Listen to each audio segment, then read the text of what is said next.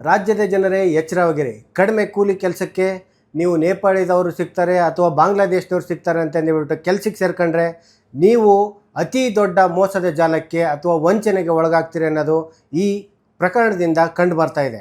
ಬೆಂಗಳೂರಿನ ಒಬ್ಬ ಬಿಲ್ಡರ್ ಮನೆಯಲ್ಲಿ ನೇಪಾಳಿ ಗ್ಯಾಂಗರ್ನ ಇಬ್ಬರು ದಂಪತಿಯನ್ನ ಕೆಲಸಕ್ಕೆ ಸೇರ್ಕೋತಾರೆ. ಕಡಿಮೆ ಕೂಲಿ ಕೊಡ್ತೀವಿ, ಇವರಿಗೆ ಊಟ ಕೊಡ್ತೀವಿ, ಇನ್ನು ಸಾಕು, ನಮ್ಮ ಮನೆಯನ್ನು ನೋಡ್ಕೊಂಡು ಹೋಗ್ತಾರೆ ಅಂತಂದು ಹೇಳ್ಬಿಟ್ಟು ಕೆಲಸಕ್ಕೆ ಸೇರ್ಕೊಂಡಂಥ ದಂಪತಿ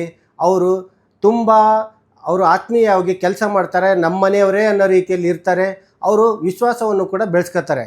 8 ತಿಂಗಳು ಕೆಲಸ ಮಾಡಿದಂಥ ದಂಪತಿ ಏನು ಮಾಡ್ತಾರೆ, ನಾವು ಈಗ ನೇಪಾಳಕ್ಕೆ ಹೋಗ್ಬೇಕು, ಅರ್ಜೆಂಟ್ ಏನೋ ಕೆಲಸ ಇದೆ ಅಂತಂದು ಹೇಳ್ಬಿಟ್ಟು ವಾಪಸ್ ಊರಿಗೆ ಹೋಗ್ತಾರೆ. ಆದರೆ ಇದೇ ಕಡಿಮೆ ಕೂಲಿ ಕೆಲಸಕ್ಕೆ ಇನ್ನೊಬ್ರು ಯಾರಾದರೂ ಸಿಗ್ತಾರಾ, ನೀವೇ ಸೇರಿಸ್ಬಿಡಿ ಅಂತ ಕೇಳಿದಾಗ ಆವಾಗ ಒಂದು ದಂಪತಿ ಎಂಟ್ರಿ ಕೊಡ್ತಾರೆ. ಇವರು ಖತರ್ನಾಕ್ ದಂಪತಿ. ದಿನೇಶ್ ಮತ್ತು ಕಮಲಾ ಎಂಬ ದಂಪತಿ ಕೆಲಸಕ್ಕೆ ಸೇರ್ಕೊಂಡು 2 ತಿಂಗಳಾಗಿರುತ್ತೆ. ಇವರು ಅದಕ್ಕಿಂತ ಕೂಡ ತುಂಬ ವಿಶ್ವಾಸದಿಂದ ಕೆಲಸವನ್ನು ಮಾಡ್ತಾರೆ. ಮನೆಯಲ್ಲಿ ಯಾವ ಕೆಲಸ ಹೇಳಿದ್ರು ಮಾಡ್ತಾ ಇರ್ತಾರೆ. 24 ಗಂಟೆನೂ ಯಾವುದು ತೊಂದರೆನೂ ಆಗದಂಗೆ ಮನೆಯವರ ವಿಶ್ವಾಸ ಗಳಿಸ್ಕೊಂಡು ಎಲ್ಲ ಕೆಲಸ ಮಾಡ್ಕೊಂಡು ಹೋಗ್ತಾ ಇರ್ತಾರೆ.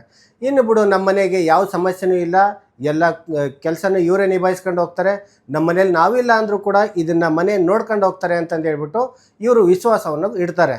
ಆದರೆ ಬಿಲ್ಡರ್ ಮನೆಯಲ್ಲಿ ಏನಂದರೆ ಅವರು ಶ್ರೀಮಂತರು, ಚಿನ್ನಾಭರಣ, ದುಡ್ಡು ಎಲ್ಲವೂ ಕೂಡ ಸಾಕಷ್ಟಿರುತ್ತೆ.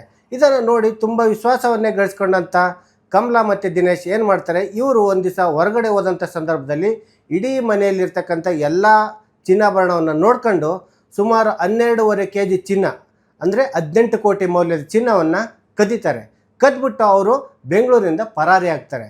ನೇಪಾಳಿ ದಂಪತಿ ಅವರು ಬೆಂಗಳೂರಿಂದ ಪರಾರಿಯಾಗುವಾಗ ತುಂಬ ಚಾಣಾಕ್ಷತನ ತೋರಿ ಬೆಂಗಳೂರಿಂದ ನೇರವಾಗಿ ಲಕ್ನೋಗೆ ಹೋಗಿ, ಲಕ್ನೋಯಿಂದ ಅಲ್ಲಿಂದ 200 ಕಿಲೋಮೀಟ್ರ್ ಇರ್ತಕ್ಕಂಥ ರೂಪಡಿಯ ಗಡಿ ಮೂಲಕ ನೇಪಾಳವನ್ನು ಸೇರ್ಕೋತಾರೆ. ನೇಪಾಳಕ್ಕೆ ಸೇರ್ಕೊಂಡಂಥ ದಂಪತಿ ಏನಾಗ್ತಾರೆ, ಎಲ್ಲಿಗೆ ಹೋಗ್ತಾರೆ ಅನ್ನೋ ಒಂದು ಸುಳಿವು ಸಿಗಲ್ಲ. ಇನ್ನು ಬೆಂಗಳೂರಿನ ಪೊಲೀಸರು ಏನು ಮಾಡ್ತಾರೆ, ದಂಪತಿಯನ್ನು ಹುಡ್ಕೊಂಡು ಹೋಗ್ತಾರೆ. ಹುಡ್ಕೊಂಡು ಹೋದಂಥ ಸಂದರ್ಭದಲ್ಲಿ ಅವರ ಕೆಲವು ಸುಳಿವು ಸಿಗುತ್ತೆ CCTVಯಲ್ಲಿ. ಅದನ್ನು ಹುಡ್ಕೊಂಡು ನೇಪಾಳಕ್ಕೂ ಕೂಡ ಹೋಗ್ತಾರೆ. ನೇಪಾಳಕ್ಕೆ ಹೋಗಿ ದುರ್ಗಮ ಪ್ರದೇಶದಲ್ಲಿ, ಹಳ್ಳಿಯಲ್ಲಿ ಪೊಲೀಸರು 15 ದಿನಗಳ ಕಾಲ ಹುಡುಕಿದ್ದಾರೆ. ದಂಪತಿಯ ಸುಳಿವೇ ಸಿಗೋದಿಲ್ಲ. 18 ಕೋಟಿ ಚಿನ್ನ ಎಲ್ಲೋಯ್ತು ಅನ್ನೋದು ಗೊತ್ತಾಗೋದಿಲ್ಲ. ಇತ್ತ ಬಿಲ್ಡರ್ ಕೂಡ ಒತ್ತಡ ತಂದುಬಿಟ್ಟು ನಮ್ಮ ಚಿನ್ನವನ್ನು ಹುಡುಕಿ ಕೊಡಿ ಅಂತಂದು ಹೇಳ್ಬಿಟ್ಟು ರಾಜಕೀಯ ಪ್ರಭಾವ ಬಳಸಿ, ತನ್ನದು ಪ್ರಭಾವವನ್ನು ಬಳಸಿಬಿಟ್ಟು ಸರ್ಕಾರದ ಮೇಲೆ, ಪೊಲೀಸ್ ಇಲಾಖೆ ಮೇಲೆ ಒತ್ತಡ ಹಾಕಿದರೂ ಕೂಡ ಚಿನ್ನ ಎಲ್ಲಿ ಎಂಬ ಸುಳಿವೇ ಸಿಗಲ್ಲ.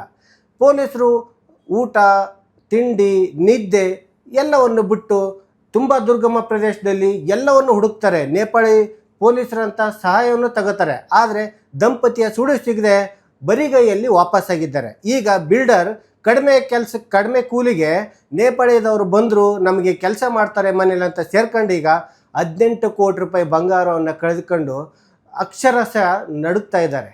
ನಮ್ಮ ಬಂಗಾರ ಎಲ್ಲಿ ಹೋಯ್ತು ಅಂತಂದು ಹೇಳ್ಬಿಟ್ಟು ಕಾನೂನಿನ ಮೊರೆ ಹೋಗಿದ್ದು ಮುಂದೆ ಏನಾಗುತ್ತೆ ಈ ಪ್ರಕರಣ, ಅವ್ರು ಸಿಗ್ತಾರಾ ಇಲ್ವಾ ಅನ್ನೋದನ್ನು ಕಾದು ನೋಡಬೇಕಾಗಿದೆ.